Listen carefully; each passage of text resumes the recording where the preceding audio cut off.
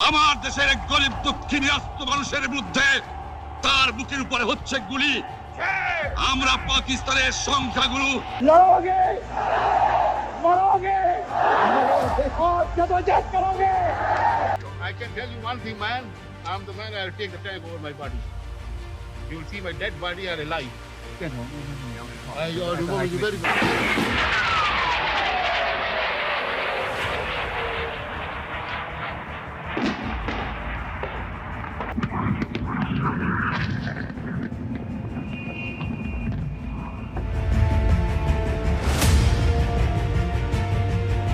बिस्मिल्लाहिर्रहमानिर्रहीम। नाजरीन, I am colonel Farooq. आज हम फिर वही अपने दुख को याद करने वाले हैं जो आज से 52 साल पहले पाकिस्तान को ज़ख्म मिला था, और वो था सकूत ढाका, मशरक़ी पाकिस्तान का हमसे अलहदा हो जाना। इस पर बहुत कुछ लिखा गया, बहुत सारे प्रोग्राम हुए, और हर साल हम उन्हीं बातों को फिर याद करते हैं। लेकिन इसके साथ साथ मैंने कुछ अपने तौर पर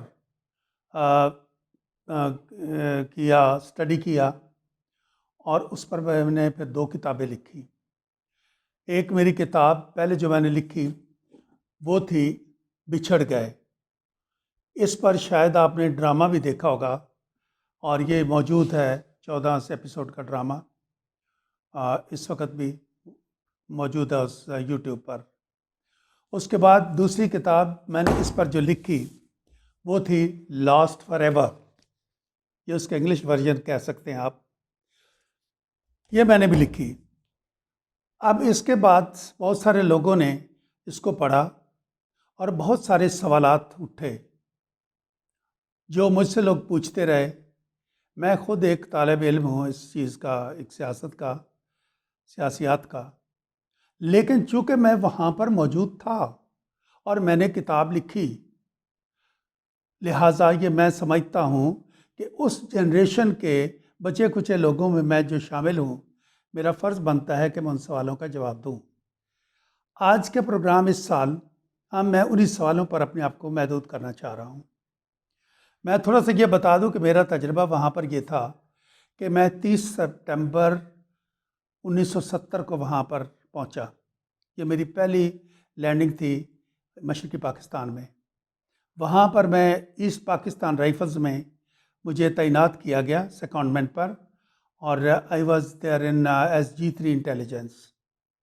तो ये ऐसा उसमें ये हुआ कि मुझे यानी ऐसी जगह पर बैठ गया जहाँ से ज़्यादातर इन्फॉर्मेशन का गुज़र होता था, और मेरा डीलिंग उन्हीं के साथ थी। और अल्लाह का फ़ज़ल है कि मुझे बहुत सारा आज भी याद है।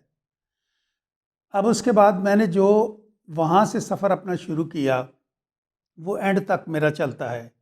मैंने वहाँ पर जो इवेंट किए जिनका मैं चश्मदीद गवाह भी हूँ। सबसे पहले नवंबर में हमें देखना पड़ा एक बहुत बड़ा समंदरी तूफ़ान, जिसके बहुत सारे जिनके असरात थे इलेक्शन पर भी और आइंदा प्रोपेगेंडा पर भी। उसके बाद दिसंबर में इलेक्शन हुए जो पाकिस्तान के पहले जनरल इलेक्शन थे, और वो 7 दिसंबर को हुए और बहुत अच्छे हुए। उसके बाद मज़ाकरात शुरू हो जाते हैं सदर पाकिस्तान याह्या ख़ान, जनरल याह्या ख़ान, मुजीब और भुट्टो के दरमियान। तो ये तकरीबन 2 महीने तक ये चलते रहते हैं, और इसमें मुख्तलिफ़ चीज़ें आती हैं जिनका मैं बाद में हम तफसीली ज़िक्र कर लेते हैं, बल्कि पढ़ा है सब लोगों ने। उसके बाद ऑपरेशन सर्च लाइट 25-26 की रात को आता है। लेकिन मैंने एक चीज़ देखा कि बहुत सारी जगहों पर एक चीज़ का जिक्र नहीं है जो कि बहुत ज़रूरी था, और वो ये था कि पहला हफ्ता मार्च का जो था वो ऑपरेशन का एक पेश ख़ैमा था, यू कैन से दैट। वो पहला जो था वैन गार्ड था, उसमें बहुत कुछ हुआ था। उसके बाद इस ऑपरेशन के बाद फिर सिविल वार देखी 8-9 महीने। नवंबर में वार शुरू हो जाती है और वो बेसुर सामानी की जंग देखी। उसके बाद मैं 2 साल 4 महीने 12 दिन दुश्मन की कैद में रहा और वापस आए।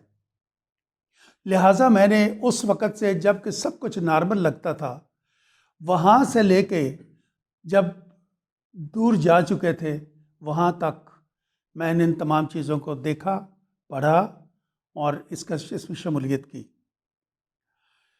अब उसमें मैं जो देखता हूँ, बहुत सारे लोगों ने ज़्यादातर क्या हुआ कि दुख में, जज्बात में ज़्यादा कुछ लिख दिया।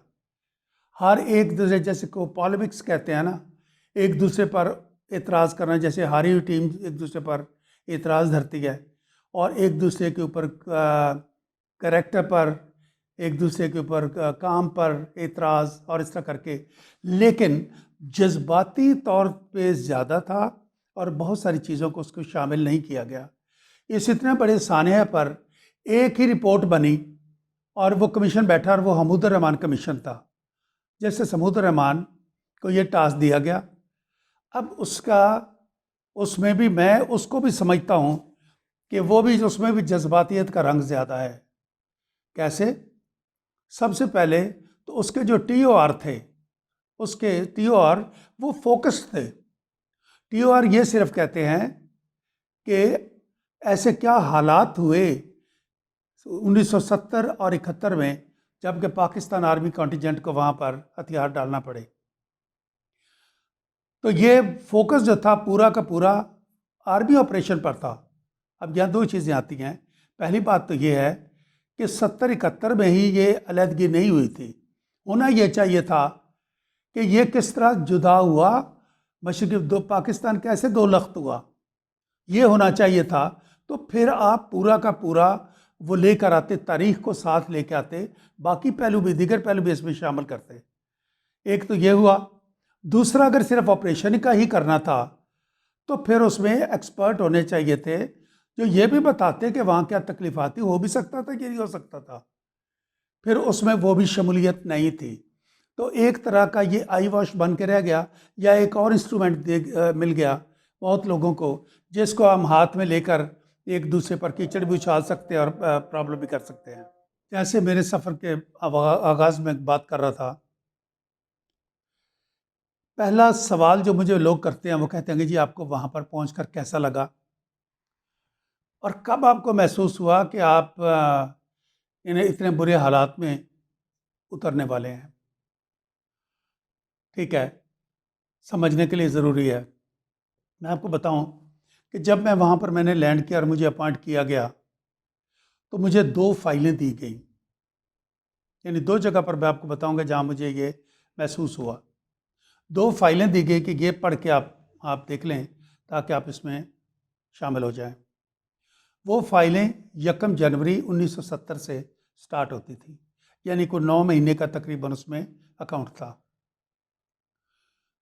एक फ़ाइल वो थी जो हमारे अपने जो इंटेलिजेंस FS सेक्शन थे जो फील्ड में, वो जो हमें हेडक्वार्टर को भेजते थे, और दूसरी वो थी जो आर्मी के साथ हमारा या दूसरी एजेंसियों के साथ जो मामलात चलते थे, मैसेजेस वगैरह।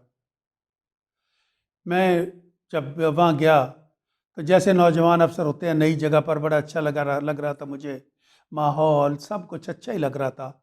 अगरचे कुछ लोग, कुछ चेहरे खुश और कुछ बेजार नज़र आते थे, लेकिन फिर भी मुलाकात पर ओवरऑल बहुत अच्छा लग रहा था। मैं उसी तरीके से रात को आया और मैंने लेयरली मैंने फाइल्स को खोलना शुरू कर दिया।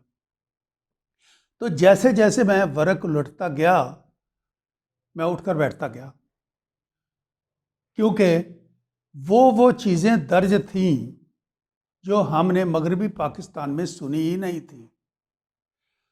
जब तक मैंने वो फाइलें ख़त्म की, रात को 3-4 बजे तक ख़त्म की, तो उस वक़्त तक मेरा बिल्कुल माइंड बदल चुका था। मुझे यूँ लग रहा था जैसे ढाका और इस जैसी जगहों के अलावा बाकी तमाम बांग्लादेश बन चुका हुआ है, सब गल गया हुआ है। उन फाइलों में ये था, यहाँ पर उसका हमें आर्मी में रहते हुए भी कोई इल्म नहीं था। दूसरी चीज़ जो मुझे हुआ इस चीज़ में, एक ख्याल आया, ये एक झटका लगा, वो था जब हम इलेक्शन की तरफ, कैंपेन इलेक्शन की चल रही थी। हैरानी की बात ये थी कि उस वक़्त 162 सीट्स थी बांग्लादेश की जिन पर इलेक्शन होना था कौमी असम्बली की। यानी यू कैन से दैट कि टोटल पाकिस्तान की 300 सीटें थी, जिनमें से 162 सीटें आबादी के लिहाज से मशरक़ी पाकिस्तान की, और 138 सीट जो थी वो वेस्ट पाकिस्तान में थी।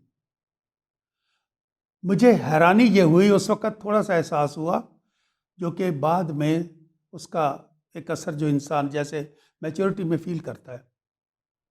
मुझे ये हैरानी हुई कि 162 सीट के लिए मगरबी पाकिस्तान का कोई सियासतदान वहाँ पर किसी कैंपेन में शामिल नहीं था, कोई इंटरेस्ट नहीं नज़र आता था, और ना ही कोई बंगाली वेस्ट पाकिस्तान में कैंपेन कर रहा था।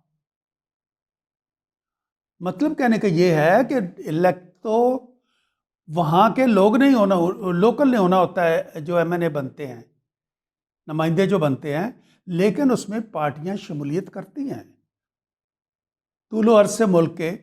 लेकिन यहाँ पर जो मैंने देखा, वेस्ट पाकिस्तान वाले वहाँ पर मैंने नहीं देखे, और ईस्ट पाकिस्तान वाले यहाँ पे नहीं देखे। यानी जो बाद में भुट्टो ने कहा उधर तुम इधर हम, तो ये इलेक्शन से पहले मुझे नज़र आया, जो कम अज़ कम मेरे लिए एक अजीब सी बात लगी। ये 2 पॉइंट मैं बता सकता हूँ जब मुझे ये एहसास हुआ कि मामलात इतने अच्छे नहीं हैं। उसके बाद जो दूसरा सवाल आता है, दूसरा सवाल आम तौर पर काफ़ी मुश्किल और आज तक जवाब तलब है, और वो सवाल है कि पाकिस्तान को 2 लख्त करने का जिम्मेदार कौन है। मैं अर्ज करूं, जिम्मेदारों का तयन आज तक सिवाय पॉलिटिक्स के नहीं हुआ कि उसने उस पर डाल दिया, उसने डाल दिया। और चूंकि सबसे पहले आगे आर्मी थी, उस वक़्त आर्मी कॉन्टिजेंट था वहाँ पे, टूटा फूटा जैसा भी था, तो सारा फोकस उस पर डाल दिया गया। मैं समझता हूँ कि हमें तारीख के साथ ईमानदारी से पेश आना चाहिए, और मैं खुदा को जहाज़ नज़र जान के बता रहा हूँ कि मैंने जो भी किताबों में लिखा, मैंने ऑनेस्ट लिखा, ताकि आइंदा नस्लें सही पिक्चर देखें। मेरे नज़दीक अलहदगी की बुनियाद बहुत पहले पड़ चुकी थी, यानी 1948 से 58 तक के 10 साल का ये जो पहला अशरा आपका है, अगर इसी को स्टडी कर लें अच्छे तरीके से, तो पता चल जाता है कि क्या सेपरेशन शुरू हो चुकी हुई थी या नहीं। मैं 1948 इसलिए कहता हूँ कि जो 1947 और अर्ली 48 का जो बाबा का दौर था, बाबा कायद आज़म का, वो हालात का जबर था, हालात का जबर था। वो कैसे कि ये नहीं देखा गया था, सोचा गया था, जो अचानक फसादात फूट पड़े और लाखों कत्ल हो गए। अब हुआ ये था कि वेस्ट पाकिस्तान में एक्टिविटी बहुत ज़्यादा थी, और मशरक़ी पाकिस्तान को ये महसूस हुआ वहीं से ही कि शायद हम निगलेक्टेड हैं, और इंडियन जो प्रोपेगेंडा था हिंदुओं का, वो उनके ज़हनों में ये डाल रहा था कि you are neglected. Activity west Pakistan में जो थी, उसको मैं हालात का जबर क्यों कह रहा हूँ, क्योंकि यहाँ पर लाखों बेघर थे जिनको आबाद करना था। यहाँ पर दरियाओं में लाखों लाशें पड़ी थीं और खून की नदियाँ बह रही थी। यहाँ पर एपिडेमिक पूल पड़ा था, वो भी वेस्ट पाकिस्तान में। यहाँ पर जो जंग हमारी कश्मीर की शुरू हो गई थी, वो भी वेस्ट पाकिस्तान के साथ मुल्का थी, उसकी एक्टिविटी भी इधर थी। दारुल खिलाफा भी वेस्ट पाकिस्तान में था। लिहाजा जो बैनुल अक़वामी जो लोगों के विजिट्स, वफूद या उनकी सपोर्ट वगैरह आती थी, वो सारी की सारी वेस्ट पाकिस्तान में नज़र आती थी। तो ये हालात का जबर था जिसने हमें जकड़ दिया, और जिसकी वजह से पहला लोगों में, बंगाल के लोगों में ये एक पड़ी ज़हन में कि शायद उनके साथ उनको निगलेक्ट किया जा रहा है। इसके बाद इस अशरे को, लिहाजा वो एक बाबा के साल को मैं काउंट नहीं करता, उसको मैं हालात के जबर में काउंट करता हूँ। और हमने जब नाउ और नेवर के टर्म बेस पर लिया था मुल्क, तो हमें अपनी पॉलिसीज़, हमारी स्ट्रेटजी, हमारा सारा कुछ बाद में तश्कील देना था। तो कायद आज़म रहमतुल्लाह अलैह को तो इतना वक्त ना मिल सका, और ये सारा का सारा उनके जानशीनों पे पड़ा। और जो पहले अशरे के अंदर मैं समझता हूँ हमें करना था, आइन से लेकर पॉलिसी तक और सारा कुछ, और हमने किया क्या?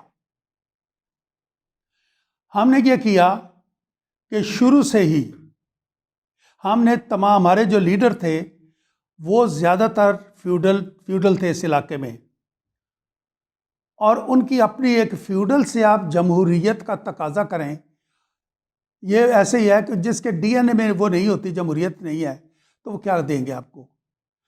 फ्यूडल्स का अपना माइंडसेट था और उसी तरीके से वो पावर स्ट्रगल आपस में शुरू हो गई। उसमें क्या हुआ कि सिविल मिलिट्री ब्यूरोक्रेसी इकट्ठी हो गई और उन्होंने वही सिलसिला जो पहले चंद्रगुप्त मौर्य के वक़्त से आ रहा था, उसी से ही आगे चलाना काम को शुरू कर दिया। और हमारे जो सियासतदान थे वो आपस में उलझे रहे। विद द रिज़ल्ट क्या हुआ कि फ़ौरन ही पाकिस्तान में जो यानी कि जिसको कहते हैं इंतशार का आगाज़ हो गया। इवन जो पाकिस्तान बनाने वाली पार्टी थी मुस्लिम लीग, उसके अंदर इंतशार शुरू हो गया और नए ग्रुप और नई पार्टियां बननी शुरू हो गई। 1948 मई में पहली जो पार्टी बनी है वो थी आज़ाद पीपल्स पार्टी। वो बादशाह खान उसके सदर थे और जीएम सैयद उसके सेक्रेटरी जनरल थे। दूसरी जो बनती है वो अवामी लीग है, अवामी मुस्लिम लीग, बाद में अवामी लीग बनी। हुसैन शहीद सोहरावर्दी, उन्होंने उसकी ढाका में उसकी बुनियाद रखी और मुजीबुर रहमान उनका जॉइंट सेक्रेटरी था उस वक़्त। तो मुजीबुर रहमान उसका जॉइंट सेक्रेटरी और हुसैन शहीद सोहरावर्दी उसके बानी थे। उसके बाद 49 के बाद 1950 में एक और पार्टी बनती है यहाँ पर, उसका नाम था आज़ाद पाकिस्तान पार्टी। आज़ाद पाकिस्तान पार्टी में महमूद अली कसूरी साहब थे, सरदार शौकत हयात, मियाँ इफ्तिखारुद्दीन, शेख मोहम्मद रशीद, ख्वाजा अफजल। इन लोगों ने यह जब पार्टी बनाई है तो उस वक़्त के हालात का एक अक्स, एक किताब है मेरे पास, ये मियाँ महमूद अली कसूरी पारी, ये मलक अब्दुल्ला है, इन्होंने कंपाइल की हुई है। इसमें ज़रा आपको पता चलता है कि उस वक़्त मुल्की हालात क्या थे, क्या क्या हालात थे जिससे हम उम्मीद करते थे कि वो हमें एक रोड मैप तैयार करके दे देंगे पूरे पाकिस्तान का। मैं उन्हीं के अल्फाज में पढ़ के सुनाता हूँ। पेज 317 कहते हैं कि इस नई जमात के क़याम और तश्कील का जवाज़ बयान करते हुए कहा गया कि मुस्लिम लीग के अंदर जो इख्तलाफी जमातें और ग्रोह बने हैं या आए दिन बन रहे हैं, इनमें शामिल होने की बजाय एक अलग का बनाना इसलिए ज़रूरी है कि दूसरी जमातों और मुस्लिम लीग के अंदर इख्तलाफी गिरोहों ने अवाम के मसाइल का सीधा, सच्चा और गैर मुबहम हल नहीं बताया है। और ये जमातें और ये गिरोह, मैं जमातें और ग्रुप इसलिए कह रहा हूं कि ये पाकिस्तान बनाने वालों की बात कर रहा हूं, उनके इंतशार की बात कर रहा हूं। ये जमातें और ये गिरोह अवाम को तामीरी इनकलाब की जिद्दोजहद की रोशन शाहरा से रूशनास नहीं कर सके, ना ही फिक्रा सुनने वाला है वो कौमी सियासत में जो प्रागंदगी और अफरा तफरी है उसे दूर कर सके। तो ये किताब बताती है उस वक़्त कि ग्रोही और किस तरीके से हालात थे और कितनी प्रागंदगी और अफरा तफरी नवंबर 1950 में थी। उसके बाद क्या हुआ? उसके बाद 1951 में कायद मिल्लत को शहीद कर दिया जाता है। कायद मिल्लत को शहीद किया गया और उसके बाद 1958 तक जो बाकी 7 साल हैं उसमें क्या होता है, यानी इन 7-8 सालों में एक वज़ीर आज़म शहीद, 6 तब्दील, जिस पर नेहरू ने फप्ती लगाई थी कि मैंने उतनी धोतियाँ नहीं बदली जितने प्राइम मिनिस्टर बदल जाते हैं, हुकूमतें बदल जाती हैं। दूसरा क्या हुआ कि इस वक्त 6 टोटल लोग थे जिनको सूझबूझ थी जमहूरी निज़ाम की या पाकिस्तान बनाने वालों में। उनमें कायद आज़म मोहम्मद अली जिन्ना और लियाकत अली खान दोनों जा चुके थे। 4 लोग जो थे वो मशरक़ी पाकिस्तान के थे, हुसैन शहीद सोहरावर्दी और मौलवी फजल हक, ये यूनाइटेड बंगाल के प्राइम मिनिस्टर भी रह चुके हुए हैं, यानी मैच्योर्ड थे इस लिहाज से, सियासी लिहाज से।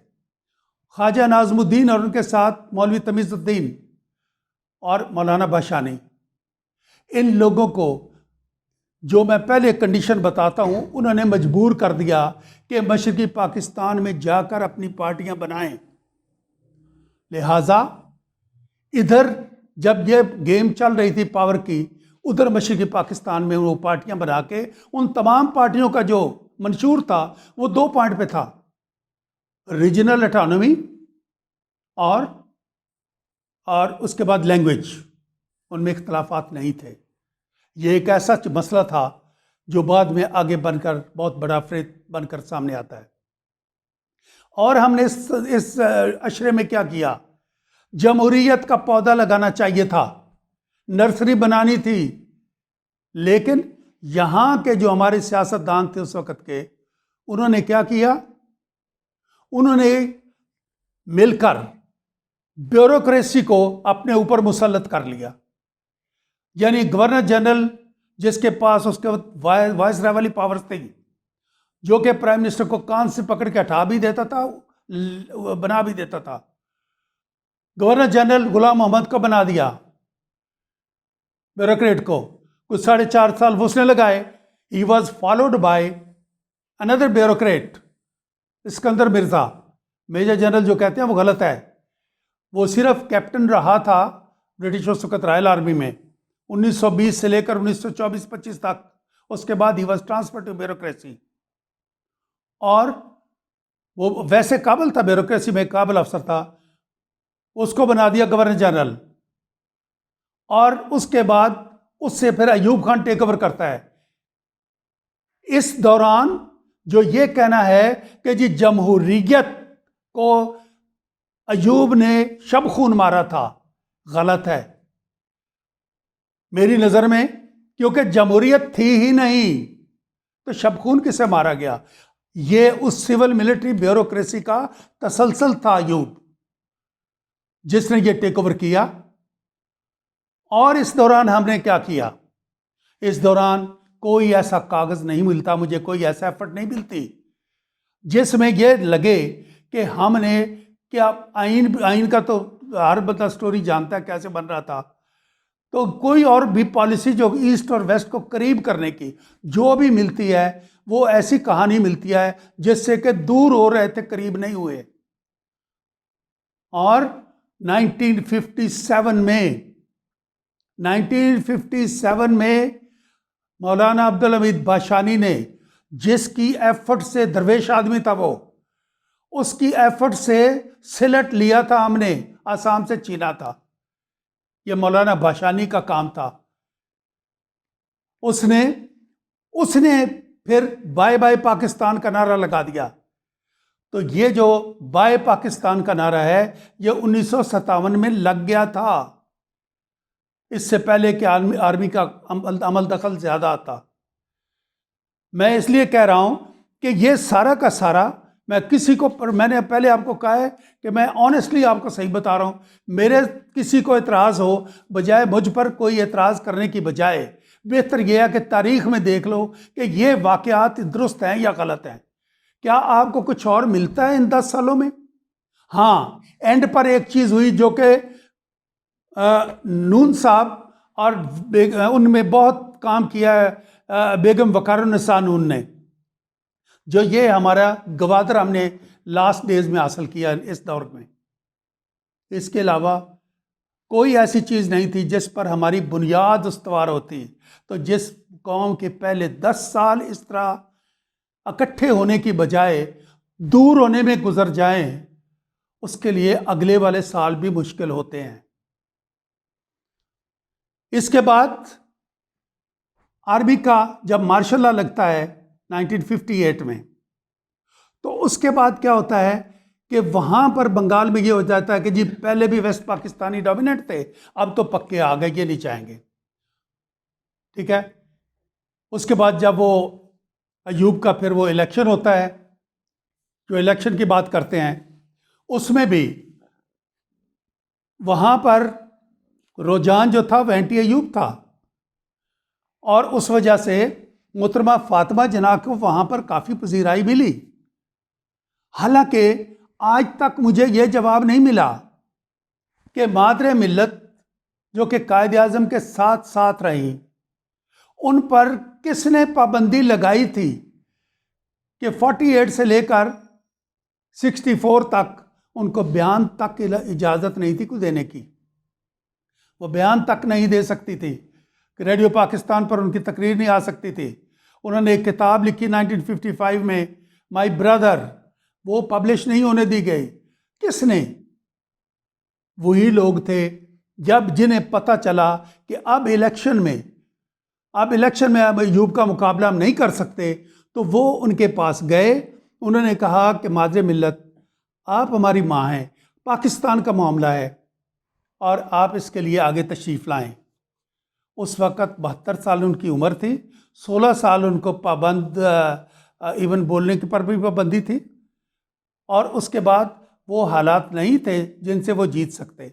और फिर इनके पास, मैं ये समझता हूँ कि ये भी एक चालाकी थी जो कौम के साथ की गई, क्योंकि इन्हें पता था कि अयूब का इंजीनियर्ड है सारा, वो इलेक्शन जो है इंजीनियर था सारा। इन्हें पता था कोई नहीं जीत सकता। उसमें इतनी बड़ी हस्ती को लाना मेरे ख्याल में ये भी कोई अच्छा नहीं था। और फिर अगर मोहतरमा फातिमा जिन्ना जीत जाती तो कैसी हुकूमत बनती? आगे का कोई लायामल था इनके पास? इतनी पार्टियां जब इकट्ठी हो जाती हैं, अभी हमने रिसेंटली देखा है, उस वक्त भी पीडीएम की हुकूमत बनती ना, कैसे?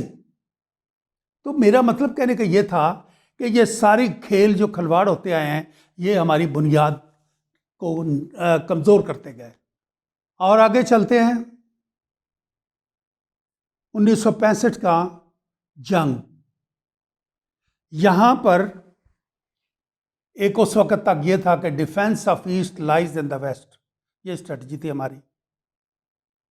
वक्ती तौर पर तो कामयाब नज़र आती है, क्योंकि 1965 वॉर में माशाल्लाह हमारी अफवाज ने अच्छी धाक बिठाई, लेकिन कुछ चीज़ें बाद में आने वाली थी,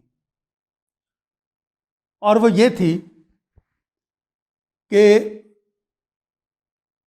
जंग के बाद हमें ये मालूम हो जाना चाहिए था कि ये हमारी जो स्ट्रेटजी है इसको भी रीथिंक करने की ज़रूरत है। वो हमने नहीं की। दूसरा, इंडिया ने बहुत चालाकी से यहाँ पर हमला किया और वहाँ पर मशरक़ी पाकिस्तान में लीफलेट फेंके और एक मुहिम चलाई और कहा कि देखो, तमाम झूठ पर बनने वाली आर्मी सारी की सारी सब कुछ वेस्ट पाकिस्तान को डिफेंड कर रहा है, तुम हमारे रहम करम पर हो, लेकिन हम तुम पर हमला नहीं करेंगे, हम तुम्हें दोस्त बनाना चाहते हैं, तुम हमारे रहम करम पर हो। ये वो चीज़ थी जिसने काफ़ी गहरा असर छोड़ा और हमने इसका काउंटर प्रॉपर नहीं किया। उसके बाद मुजीबुर रहमान के 6 नकाती प्रोग्राम आ जाते हैं 1966 में। उसने आकर ये प्रोग्राम लाहौर में दिया, शोर मच गया कि जी वो अलहदगी चाहता है। लेकिन इसमें जो एक चीज़ हुई है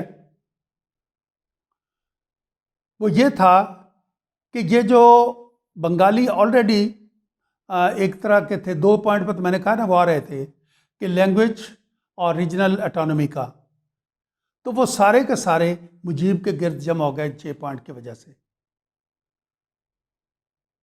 उसका एक ये जो इफ़ेक्ट हुआ, इसके लिए हमें बजाय इसको कि इसको सियासी तरीके से किया जाता, हमने इसको गैर सियासी तरीके से सॉल्व करने की कोशिश की, जो गलती थी। उसके बाद अगरतला केस मुजीब पर बनाया जाता है। केस तो दुरुस्त था, लेकिन बैकग्राउंड में देखें तो वहाँ का जो माहौल था, उन लोगों का इंडियन से मिलना जुलना कोई नई बात नहीं थी। इंडियन ऑलरेडी मिलते थे उनसे। आज तक यहाँ पर तो किसी ने यह भी ना बताया कि 4096 किलोमीटर बॉर्डर जो है वो बंगाल का इंडिया के साथ है, सिर्फ 200 किलोमीटर बर्मा म्यांमार के साथ है। यानी चारों तरफ बंगाल है, टूटा फूटा बॉर्डर है, और इतना बॉर्डर 4096 किलोमीटर, इसकी इतनी फोर्स भी नहीं है ना आपके बंदे के आप वहाँ पे लगा सकते। तो ये लोगों का आना जाना मिलना कोई इतना नई बात नहीं थी। लेकिन इस केस को जिस तरीके से, केस दुरुस्त था, बातचीत इनकी हो रही थी, लेकिन जिस तरीके से बनाया गया वो भी भोंडा तरीका था, और जिस तरीके से ख़त्म किया गया वो उससे भी भोंडा था। होता क्या है कि इसके लिए जब अयूब कमज़ोर पड़ रहा था तो तमाम सियासतदान, जिसमें सारे पुराने सियासतदान और मिस्टर जुल्फ़िकार अली भुट्टो सारे शामिल थे, इन लोगों ने कहा कि जी मुजीब को जब तक अगर तला केस ड्रॉप नहीं करते, वो मुहिब वतन है, उस वक़्त तक हम ऑल पार्टीज़ कॉन्फ्रेंस में शामिल नहीं होंगे, गोलमेज कॉन्फ्रेंस में शामिल नहीं होंगे।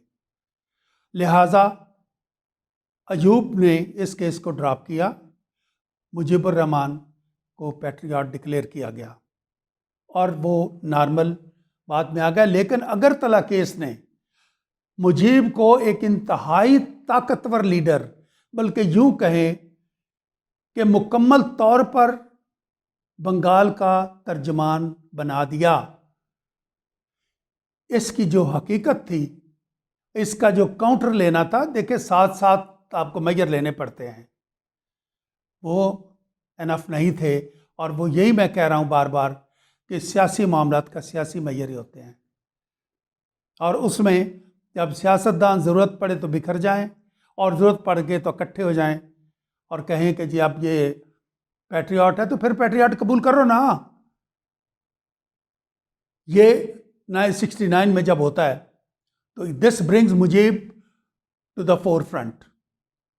अब उस वक़्त 1 जनवरी 1970 से आगाज़ होता है हमारी पॉलिटिकल एक्टिविटी का, और मुजीब अपना जो प्रोग्राम है, अपना इलेक्शन का प्रोग्राम, वो करता है 6 निकात पर। उसे इलेक्शन में तस्लीम किया जाता है 6 निकात पर। दैट मीन्स वो उस वक़्त पैट्रियट डिक्लेयर होता है, उसके बाद भी पैट्रियट डिक्लेयर हुआ।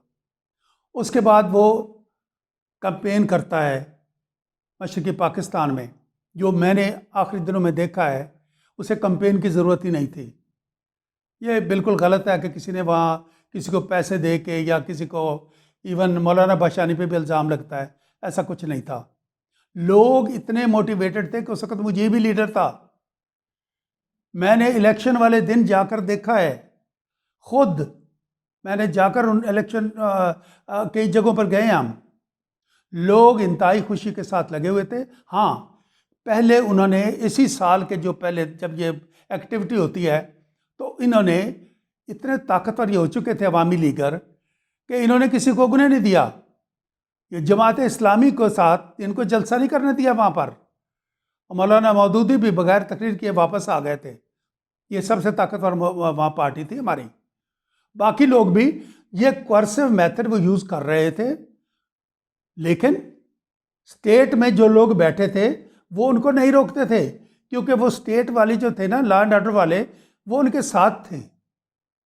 उनकी हमदर्दियाँ उनके साथ थी। मुजीब बिला शिरकत गैर लीडर बन चुका हुआ था, और उसके बाद जब इलेक्शन होता है तो ये हमारी कोई यहाँ पर बैठे हुए लोगों की प्रॉब्ली मिसकैलकुलेशन थी कि शायद कोई प्लस माइनस हो जाए, जो नहीं हुआ। मुजीब एक 162 सीटों में से 160 सीट उसने ले ली है। मेरा ख्याल है अगर बाकी 2 पे भी ट्राई करता तो शायद ले जाता, क्योंकि एक उसने चकमा ट्राइब के चीफ जो है त्रिदेव राय, उसको इलेक्ट उसमें नहीं इंटरफियर किया, वो वहाँ से बन गया। और एक वो हमारे उस वक्त सबसे मुअम्मर जो थे दूसरा सियासतदान नूरुल अमीन साहब, उनका वो ख्याल करते थे, एक उनको वहाँ दे दिया, जाने दिया, वरना वो सबका वो भी ले सकते थे वैसे। अब इसमें उसके बाद मुज़ाकरात शुरू होते हैं। भाई देखें, नॉर्मल जब होती है लोगों को, मैंने कहा ये बताऊं कि जो दिसंबर का लास्ट डेज थे या न्यू ईयर जब स्टार्ट हुआ तो बंगाली पुर उम्मीद थे। एक उनका माइंड में आता था कि हम लोग जीत गए हैं, लेकिन उनके अंदर से यही था कि हमें वेस्ट पाकिस्तानी पावर नहीं देंगे, ये उनके ज़हन में ऑलरेडी खटका था। लेकिन दूसरी तरफ क्या था कि बंगाली एक कौम ऐसी थी जो छोटी सी जगह पर 54,000 मुरब्बा मील में, जिसमें 2/3 दरिया हो, वहाँ पर एक कल्चर वाले, एक ज़बान वाले सफरिंग करते रहे थे सदियों से। ख़ास तौर पे 1757 सिराजुद्दौला के शहादत के बाद तो उनके साथ जिस तरीके से डील हुआ वो तारीख बताती है। ये बहुत यानी कुचले हुए लोग थे, और वेस्ट बंगाल वाले जो हैं वो कुछ बेहतर थे, हिंदू बनिया। इनकी उम्मीद बंधी 1905 में। 1905 में इनकी उम्मीद बंधी कि ये लोग अब हमें कुछ अपनी एमेंसिपेशन मिलेगी, और यही वजह थी कि इन्होंने उसी खुशी में अपने मुसलमान भाइयों को 1906 में दावत दी, और वहाँ मुस्लिम लीग का क़याम आता है, ज़हूर पजीर होता है, इसी खुशी में था। लेकिन उनकी वो खुशी 1911 में ख़त्म कर दी गई। पंजाब का वो बंगाल का मर्जर कर दिया गया। फिर उसके बाद उनकी उम्मीदें बनती हैं 1940 में कि हम मूव बन रहे हैं, अलग-अलग हो रहे हैं, तो हमें इसमें हमारी अलहदगी होगी। और उसमें जो करारदाद पाकिस्तान पेश की है वो भी मौलवी फजल हक ने पेश की थी। उसके बाद फिर उनके साथ जो है उनको ये उम्मीदें, फिर तीसरी उम्मीद बनती है 1947 में कि अब तो हम आज़ाद हो गए। लेकिन यूं ही हम आज़ाद होते हैं उनकी उम्मीदें मांद पड़ने लग जाती है, जिसका मैंने पहले जिक्र किया है। हमारे लोगों ने जो बिहेवियर किया जिस तरीके से, तो वो उम्मीदें मांद पड़ती जा रही थी, चलती गई। लेकिन अब जाकर एक आखिरी वक्त आ गया था जब नई नस्ल जो आज़ाद पैदा हुई थी वो जवान हो चुकी थी। मुजीब जो शुरू से आ रहा था 48 से, वो जवान हो चुका, वो एक इफेक्टिव हो चुका था। अब उनके लिए ये था कि अगर आज पावर नहीं मिलता सबको जीतने के बाद तो कभी नहीं होगा। ये चीज़ वो जाहिर कर रहे थे और इसका अपना वो अक्स दिखा रहे थे। हमने कहाँ तक पढ़ा, साहबजादा याकूब ने पढ़ा और बताया। उसके बाद हमारा मुज़ाकरात होते हैं। मेन प्रॉब्लम क्या बनता है कि 81 सीट वाले भुट्टो साहब ने अपना पावर का डाला कि जी हमें पावर उसमें शेयर करनी चाहिए। अब मसला बन गया कि 160 सीट्स एक तरफ हैं, 81 एक तरफ हैं। यहाँ पर ठीक है, दो जमातें, बड़ी जमातें आपस में कोई किसी मकाम पर करते हैं, लेकिन मैं कहता हूँ यहाँ पर हमारे सियासतदानों का क्या रोल रहा। सियासतदानों का ये रोल रहा कि 138 सीट जो वेस्ट पाकिस्तान में थी उसमें से 81 तो भुट्टो के पास थी, उसकी एक डिमांड थी। बाकी जो 57 सीट्स जिनके पास थी, जो पुराने सियासतदान भी जिनमें थे, वो खामोश रहे। ये मैं कहता हूँ ये क्रिमिनल एक्ट था, खामोश रहना, जबकि मुल्क सॉलिडारिटी की डिमांड कर रहा था, अकाल थी उस वक़्त। ये कहते हैं जी याह्या के ख़िलाफ़ नहीं बोल सकते थे, अगर अयूब के ख़िलाफ़ बोल सकते थे तो याह्या के ख़िलाफ़ भी बोल सकते थे, उसे एडवाइस तो कर सकते थे। लेकिन यहाँ पर बाकी सियासतदान जो 57 सीट्स होल्डर थे वो खामोश रहे और उन्होंने अपना रोल प्ले नहीं किया, विद द रिज़ल्ट कि ये चीज़ तसादम की तरफ चली जाती है। और तसादम का आगाज़ जो है वो बंगालियों ने किया था। 1 मार्च को जिस तरीके से लोग निकले हैं, जब ये असेंबली की डेट आगे की गई, मुलतवी की गई, जो कि गलत था, इस तरह नहीं होना चाहिए था, मुजीब का एतमाद में लेके करना चाहिए था। जब किया गया तो वो तैयार बैठे थे, मैंने एक एक डिटेल दी है, और उस तैयारी में उन्होंने मुकम्मल, यानी कि जो नॉन बंगाली थे, वेस्ट पाकिस्तानी, बिहारी जो भी थे, उनकी दुकानें तोड़ी, उनका कत्ल गारत, जलाओ गिराओ अचानक शुरू कर दिया 1 मार्च को। मार्च के पहले हफ्ते में ये जो एक था ना, एक you can say that Vanguard हफ्ता था, मैं इसको कहता हूँ, वो जो था काम तो यहाँ से शुरू हो गया, और इसमें तशद्दुद का जो काम है वो शुरू बंगालियों ने किया था। लेकिन बाद में जब तशद्दुद शुरू हो जाता है, दो लड़ पड़ते हैं और ये वायलेंस शुरू हो जाता है, तो बदकिस्मती कहीं पर भी ले जाती है, फिर किसी के भी खाते में कुछ नहीं आता, अफसोस रह जाता है।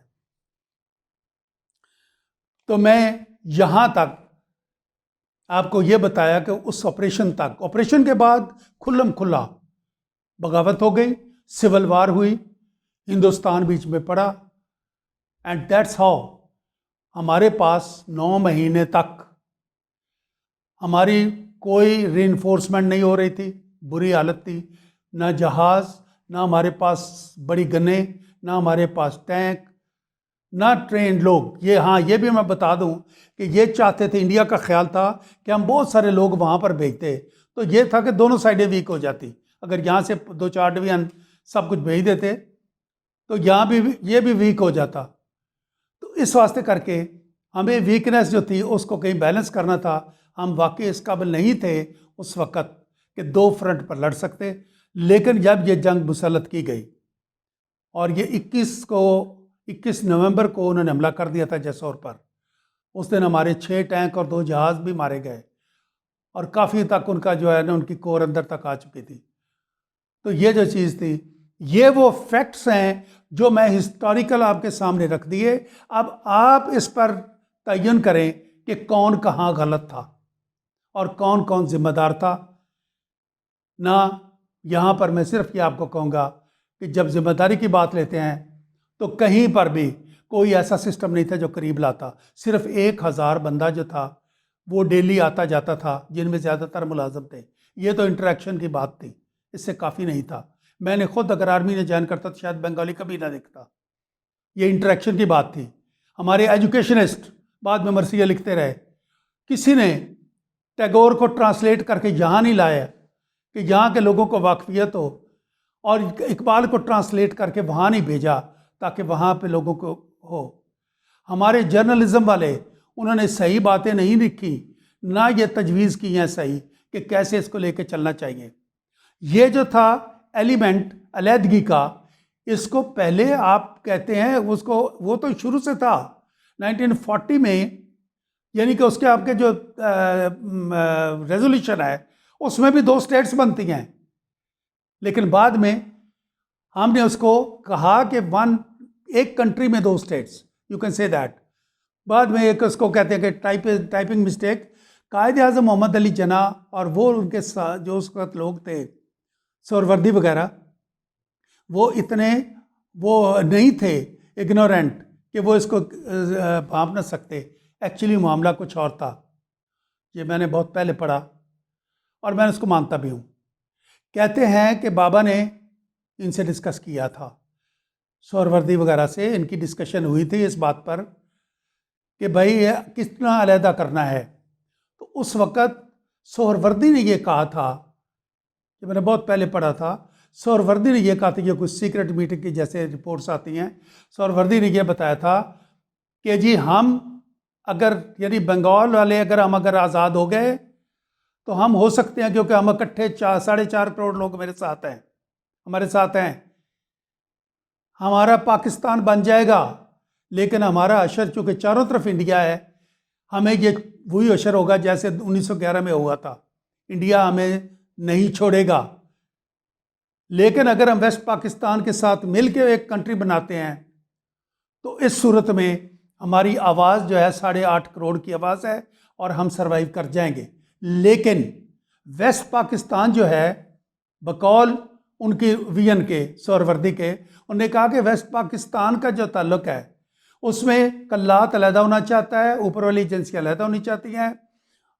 सरहद के इंडिया जो है, हिंदू जो हैं वो लाहौर को भी क्लेम कर रहे हैं, मास्टर तारा सिंह चुनाव तक क्लेम कर रहा है, और अटक के पार जो है वो सरहदी गांधी बैठा है।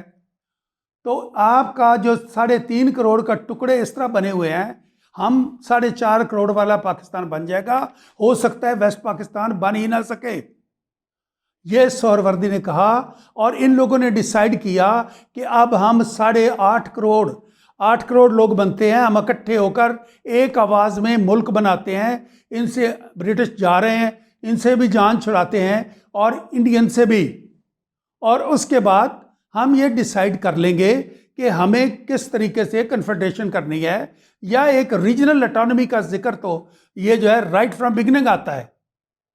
ये जो अलहदगी है ये रीजनल ऑटोनॉमी की बिगड़ी हुई शक्ल है।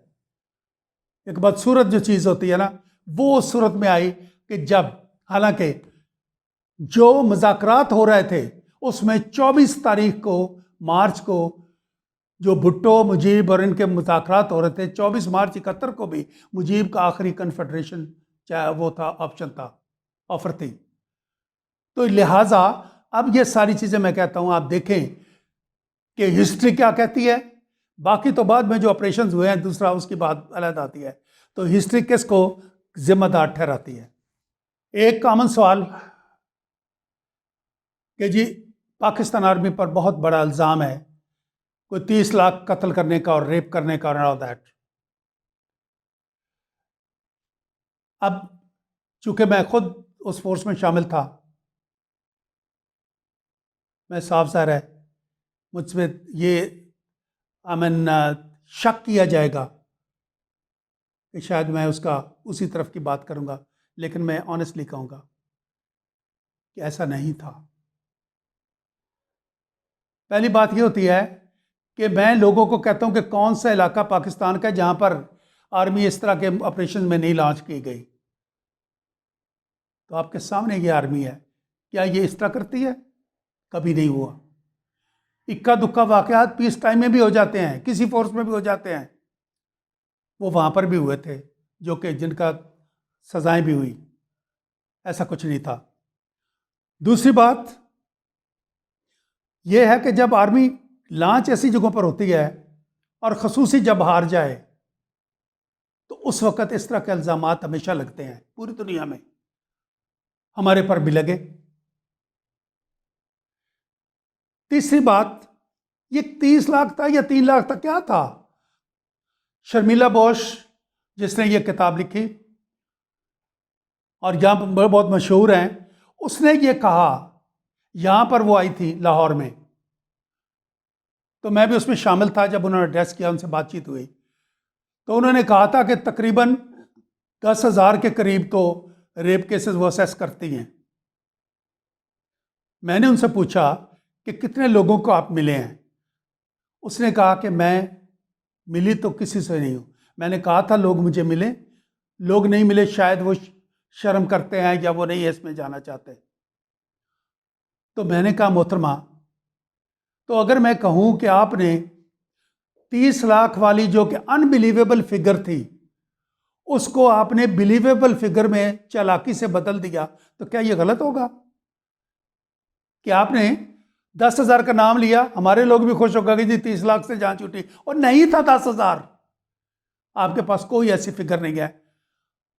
अगर कोई इंसिडेंट हुए हैं, मैं कहता हूँ नहीं, ऐसा नहीं है कि नहीं हुए, लेकिन जिस तरीके से इसको क्यों आज तक उसको फाइट ना किया गया पाकिस्तान की तरफ से, उसकी वजह थी, उसकी वजह यह थी कि हम जो सारे वहां पर मौजूद थे, हम तो सारे कैद हो गए, दुश्मन के कैद में चले गए। हम तो बोलने वाले नहीं थे, बोल नहीं सकते थे। यह काम करना था, हमारी पाकिस्तान गवर्नमेंट को फाइट करना था। और गवर्नमेंट की जो हुकूमत थी उस वक्त जुल्फ़िकार अली भुट्टो की, उनकी कोशिश यह थी कि सारा कुछ आर्मी पे डाला जाए। हमूदुर रहमान कमीशन को TOR भी इसीलिए दिए गए थे कि अगर पीछे जाएंगे तो उनका अपना नाम भी आता है और भी बहुत सारे सियासतदान आते हैं, सिर्फ फोकस आर्मी पर रखा जाए। और चूंकि आर्मी को बदनाम दुनिया कर रही थी, लिहाजा वो चुप रहे कि जब वापस आते हैं तो आंखें नीची करके बात करें। मैं ऐसे आंखें नीची करके बात नहीं करूंगा। और इसकी ये हमारा सबसे बड़ा अलमिया था, वरना हम इतने जालिम या इतने बुरे नहीं थे। यानी कि यहां तक के लोग कहते हैं कि जी ये भी गलत है कि जी 100% हमारे खिलाफ हो गए थे। नो, ये भी एक सवाल होता है कि जी आपके खिलाफ सारे ही हो गए थे, तो कैसे ये फिर आप चलते थे? मैंने कहा देखो, लास्ट डेज ऑफ वॉर में मैं बता रहा हूं, 10% 7 करोड़ का 10% काफी बनता है। 10% वो लोग थे जो हमारे खिलाफ इंडियन प्रोपेगेंडा में इंडिया के पास चले गए थे, इंडिया के ज़ेर असर चले गए थे हमारे खिलाफ लड़ने के लिए। 10% वो थे जो हमारे साथ शाना बशाना लड़े और आज तक भुगत रहे हैं हमारे से वफादारी का अंजाम। बाकी 80% लोग जो थे, उनमें से 40% आधे वो थे जो उनसे डरते थे और हमें प्यार करते थे, और आधे वो थे जो हमसे डरते और उनसे प्यार करते थे। लिहाजा ये 80% लोग जो थे, ये वो थे कि जो गालिब आ जाता था, पहले हमने क्लियर किया तो हमारे साथ थे। जब बारिशें ज़्यादा हुई, दरिया चढ़ गए, हमारी रिस्ट्रिक्शन महदूद हो गया हमारा जाना, तो इलाकों में वो लोग फैल गए, तो लिहाजा वो उनके तरफ हो गए। बंगाली सारे खिलाफ नहीं थे। मैंने वहाँ पर जब गुजरा हूँ, बखुदा मैंने अपनी यूनिफॉर्म पर बंगालियों के आंसू लेकर आया हूँ सीने पर। मैं आखिरी जब कैद के अंदर था, इंडियन संगीनों के अंदर चल रहे थे, फरीदपुर रेलवे स्टेशन के पास मैंने लोगों को, बंगालियों को रोते देखा। ऐसा कुछ नहीं था। ये एक ऐसी चीज थी जिसको क्लियर सोचना चाहिए कि ये बहुत बुरा हुआ, कत्लो गारत बुरी हुई, लड़ाई बुरी हुई, इवेंट बुरा हुआ, गलत था, नहीं होना चाहिए था, और हमें इसका बहुत कुछ आगे हासिल करना चाहिए। लेकिन ऐसा नहीं था कि जिस तरीके से इसको आज तक पेश किया जाता है। एक और सवाल उठता है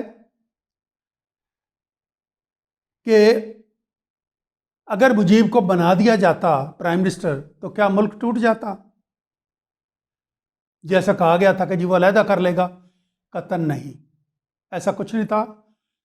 मुजीब, हाँ, वो अपनी ऑटोनॉमी काफ़ी इंश्योर करते 6 पॉइंट्स के मुतालिक, लेकिन at the same time Mujib हम फोर्स करते रहे कि मुजीब को 6 पॉइंट्स हटे।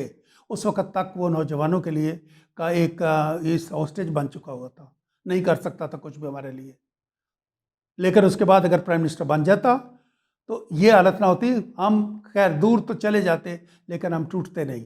ये हमारे कलिंग का टीका हमारे ऊपर ना लगता। एक और बड़ा सवाल जो शुरू में आता है, लोग नौजवान करते हैं कि असल वजह तो ये थी कि जी आप कहते हैं कि जी बंगाल जो था वो दूर था, बीच में 1000 मील दुश्मन का इलाका था, तो अगर ऐसा था तो बाबा ने लिया क्यों? तो एक वजह तो मैंने आपको बताई है कि हमारा आपस में इकट्ठा होना ज़रूरी था, ताकि वेस्ट पाकिस्तान भी बन जाता और ईस्ट भी बनता। एक तो ये इसकी वजह थी, और दूसरा ये था कि बाबा कौम ये समझते थे, उनकी जो नीयत थी वो ये थी कि हम हिंदुस्तान को दुश्मनी नहीं चाहते थे।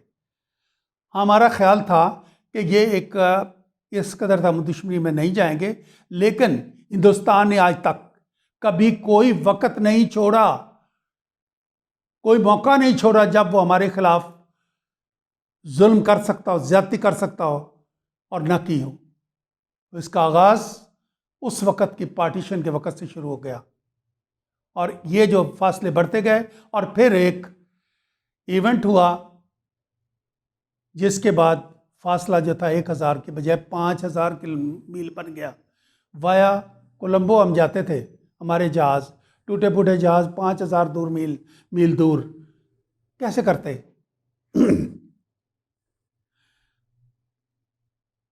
एक और सवाल जो कि बाबाए कौम पर उठाया जाता है, मैं इसलिए कह रहा हूं कि यह सवाल कई जगह यूनिवर्सिटीज़ वगैरह में जाते नौजवान करते हैं कि बाबाए कौम, लोग तो इतराज़ करते हैं उन पर भी, वो एक अजीम हस्ती थे, खुदा गवाह है दिल उनके लिए झुक झुक जाता है उसलिए सोचकर कि उन्होंने हमें क्या कुछ दे गए।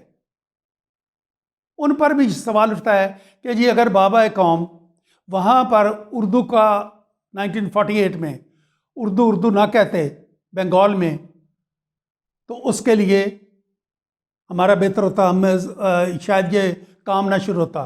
बंगाल की अलहदगी उस वक़्त से शुरू हुई है, ऐसा कुछ नहीं है।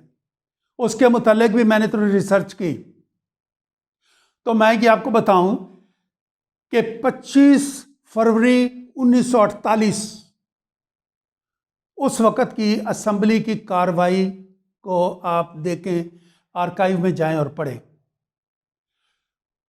25 फरवरी 1948 में ये सवाल उठाया गया, एक मोशन उठाया गया कि असेंबली के अंदर उर्दू और इंग्लिश के बजाय के साथ बंगाली को भी लैंग्वेज दी जाए, एंट्री दी जाए, बंगाली में बात की जाए। ये पहली शरारत थी हिंदू ओरिएंटेड। तो उस पर क्या हुआ कि काफ़ी डिस्कशन हुई, लोगों ने कहा कि जी आप बंगाली तो लोग नहीं समझते हैं। इस पर इतराज़ ये हुआ कि जी फिर बंगाली हम तो मेजॉरिटी में हैं, उन्होंने कहा। तो वहाँ पर यह डिस्कशन हुई थी कि देखें, इस खित्ते में रहते हुए लिंगुआ फ्रांका की बात अब बाबा करते थे, एक मीडियम ऑफ एक्सप्रेशन। हिंदुस्तान ने हिंदी चुनी, क्या हिंदुस्तान में बंगाली नहीं है? क्या हिंदुस्तान में साउथ में लैंग्वेज और नहीं है? ये तेलुगु हैं, पंजाबी हैं, दूसरे उर्दू वाले हैं, हर तरह के और लैंग्वेजेस थी, लेकिन एक लैंग्वेज हिंदी थी। लोकल लैंग्वेज वो ठीक चलती रहे, लेकिन उन्होंने लिंगुआ फ्रांका हिंदी लिया है, हमने उर्दू लिया है। इस पर पूरी बहस हुई और इस चीज़ को, इस रेजोल्यूशन को मुस्तरद कर दिया गया। ये 25 फरवरी 1948 की बात करता हूं। और यही शरारत वहां पर दोहराई गई। अब जब आपकी असेंबली एक चीज को पास कर देती है कि ये नहीं होगा, तो बाबाए कौम वहां पर उसके अगेंस्ट कुछ नहीं कह सकते थे जो असेंबली ने पास किया था। मार्च में वो गए हैं ना, कुछ दिनों बाद वहां पर लोग मिले हैं बाबा से। बाबा ने कहा था कि इसको ना छेड़ें, लेकिन इसके पीछे इंडिया था। और जो रेजोल्यूशन पास की थी वो मिस्टर धर्मेंद्र धर था, कोई उसने पेश की, मिस्टर शंकर उसको कर रहा था, सेकंड कर रहा था, और गांधी ग्रुप जो था, ये जो थे अपना कांग्रेसी और उनके जो रेमनेंट्स थे, वो लोग इसको सपोर्ट कर रहे थे। ये शरारत वहाँ गई, ये शरारत की गई, इसके अलावा इसमें कुछ नहीं। और मैं नौजवानों से कहूँगा कि बाबा पर कम से कम ऐसे सवाल को यकसर मुस्तरद करें। एक और सवाल लोग करते हैं, मौलाना अब्दुल कलाम आज़ाद का एक चलता है पूरा का पूरा, वो प्रोग्राम भी लोग चलाते हैं कि उन्होंने ये पेशीन गोई की थी कि जी इस तरह हो जाएगा, इस तरह हो जाएगा। मैं उनकी बहुत इज़्ज़त करता हूँ, वो ग्रेट स्कॉलर थे, वो पहचानते, बहुत सारी चीज़ें देख रहे थे। लेकिन इस मामले में मेरा ओपिनियन डिफरेंट है, जो मैं आपसे शेयर करना चाहता हूँ, ख़ास तौर पर नौजवानों को। और वो ये है कि जब भी नया मुल्क को बनता है इन हालात में, multilingual, multi racial, multi ethnic जगह पर, तो ये जो प्रॉब्लम है ये वहाँ आते ही आते हैं। लिहाजा उन्होंने उन्हीं चीज़ों को उसका अदराक किया। दूसरा, उन्होंने कुछ खतरात बताए जो दुरुस्त साबित हुए। तो हमें क्या करना चाहिए? हमें चाहिए ये था कि उन खतरात को हम चैलेंज लेते, एज ए चैलेंज लेते। कॉशन था वो, यानी कि मैं उनसे जो थोड़ा इख्तलाफ की जसारत कर रहा हूं वो इसलिए कि उनका ऑब्जेक्टिव पाकिस्तान हम तो हासिल करना चाह रहे थे, उनका ऑब्जेक्टिव ये डिफरेंट था। चूंकि ऑब्जेक्टिव डिफरेंट था, लिहाजा मैं उसे फॉलो नहीं करना चाहता, ना मैं चाहता हूं कोई फॉलो करे। उसकी वजह यह थी कि अगर मैं आपको कहूं कि आप इस रास्ते पर जा रहे हैं, आगे खड्डे आएंगे, कुएं भी आएंगे, और यह भी हो सकता तुम गिर भी सकते हो, और तुम चल पड़ो, और बजाय एहतियात करने के कुएं के अंदर गिर कर कहो कि मैंने ठीक कहा था, मैं कोई वली था कि मैंने ठीक कहा कि तुम कुएं में गिरोगे। अगर उन्होंने कहा था कि ये होगा, उनको अगर हम कॉशन के तौर पर एहतियात करते, ये पहले 10 साल में हमें चाहिए था कि हम मौलाना की उन चीज़ों पर गौर करते, अपने तैयार करते, अपनी पॉलिसीज ऐसे बनाते कि हम उन खड्डों में या उन कुएं में न गिरते। मैं उनके ये एक तरह का एहतरामन भी उनको कहता हूं, मैं कहता हूं वो दुरुस्त कहते थे, लेकिन उसका ये मतलब नहीं कि हम गलत थे, हम पाकिस्तान बनाने में गलत थे। No, not at all. बना, ठीक बना, दोनों खित्तों का इकट्ठा होना जरूरी था, ठीक हुआ। बाबा कौम ने जिस तरीके से काम किया, और जिन लोगों ने मिलकर सब ने, खुदा उनकी कब्रों को आसूदा करे। अल्लाह ताला हमारी सब की दुआएं उनके साथ हैं, चाहे वो बंगाल में थे या यहाँ से थे। लेकिन और जो शहीद हो गए उनको भी सलाम है। लेकिन मैं सिर्फ ये बताना चाहता हूँ कि ये वो सवालात हैं जो तारीख में गुमराही का बीज बो रहे हैं। और मैं कई जगह पे सुनने के बाद मैंने सोचा कि आज ये जब हमारा वक्त है, तो इस मौके पर, मशरक़ी पाकिस्तान की अलविदाई के मौके पर, मैं उसके जवाबात अपनी आइंदा नस्ल के दे दूँ। इसलिए भी मैं समझता हूँ कि हमारे से सीनियर लोग जा चुके हैं। मैं उस वक्त जूनियर मोस्ट था जो हेडक्वार्टर्स में होता था। अब मैं भी 17-72 में जब आ गया हूँ, तो कल को कौन बताएगा मेरे लोगों को? तो खुदा के लिए मैं ये समझता हूँ कि पाकिस्तान सलामत रहेगा, और हम इंशाअल्लाह इसी से ही फ़ख्र हासिल करेंगे। हर जगह पर पाकिस्तान आर्मी पे जब उंगली उठाई जाती है, कौन सी जगह है जहां आर्मी को आप इस्तेमाल नहीं करते और ख़ुद वो नहीं आते? यानी कि वो करने की बजाय हमारे नालों की सफाई करने से लेकर गर्दन देने तक कौन सी जगह जहां नहीं होते? ये कहना कि फलां जगह से हमने कुछ खाया, मार खाई, अरे जब आप किसी को मुक्के 10 मारते हैं, एक लग भी सकता है। और फिर मैं समझता हूं कि अपनी ताकत से 7 गुना बड़ी ताकत, 7 गुना बड़ी मईशत, 7 गुना बड़ी फोर्स, 7 गुना बड़ा मुल्क,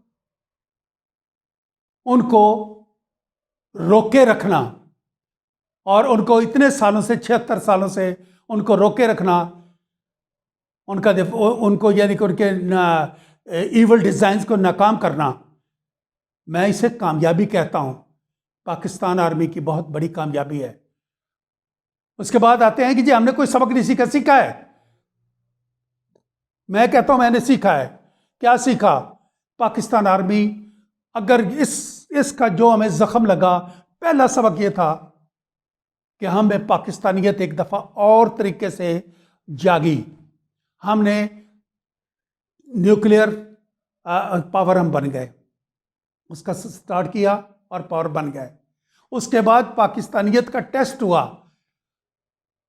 खाना ये जो है अपना वॉर ऑन टेरर, इतने साल लड़ी, हर घर में कुर्बानी दी है, कौम की रेजिलियंस बढ़ी है, पाकिस्तानी और ज़्यादा मजबूत हुए हैं। और मैं इसके लिए वो हमेशा याद किया करता हूँ शेर फराज का कि मेरे चिराग तो सूरज के हमने सब निकले, गलत था अब के तेरी आंधियों का तखमीना। ये आर्मी आज भी वहीं खड़ी है जहां कौम की उम्मीदें हैं, और इंशाअल्लाह सारी कौम मिलकर जाएगी तो हम इसको बेहतर और अपने मुल्क को दिन दुगनी रात चौगनी तरक्की करता हुआ देखेंगे इंशाअल्लाह। पाकिस्तान जिंदाबाद।